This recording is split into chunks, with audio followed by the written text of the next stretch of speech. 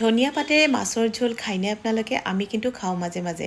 অকল মাছৰ ঝোল বুলিয়ে নহয়, চিকেনো বনাওঁ তেনেকৈ কেতিয়াবা আৰু খাবলৈ খুবেই সোৱাদ হয়। একেবাৰে চিম্পলভাৱে বনাম।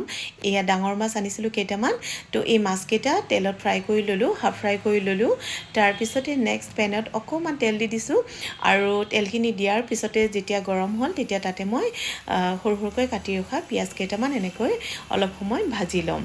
আৰু একেবাৰে চিম্পলভাৱে বনাম আৰু ইয়াতে দি দিছোঁ আদা নহৰু আৰু এটা কেঁচা জলকীয়াও দি দিছোঁ। আৰু যোনে যিমান জলকীয়া খাব পাৰে আৰু আমি বেছি নাখাওঁ আচলতে, এটাই যথেষ্ট আমাৰ কাৰণে। তো এতিয়া এইখিনিত মই পানী দি দিছোঁ আৰু গৰম পানী দি দিছোঁ। আৰু পানীখিনি দিয়াৰ পিছতে যেতিয়া ভালকৈ উতল আহিলে তেতিয়া মই ইয়াতে ধনিয়া পাত কেইটামান সৰু সৰুকৈ কাটি দিছোঁ। আৰু ধনিয়া পাতখিনি অলপ পিছৰ ফালে দিলে ভাল আৰু, কাৰণ কিয় তেতিয়া ফ্লেভাৰটো থাকি যায় ভালকৈ।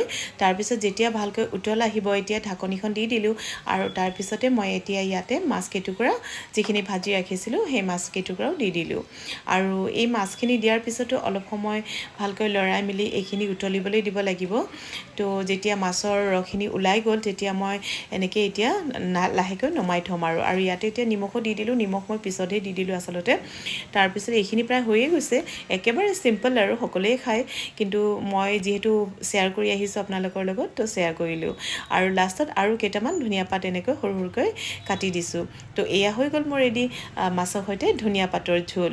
তো খাবলৈ কিন্তু খুবেই ভাল লাগে, একেবাৰে চিম্পল তথাপিতো সোৱাদ হয়। তো যিয়ে নহওক আজিলৈ আহিছোঁ, পুনৰ লগ পাম।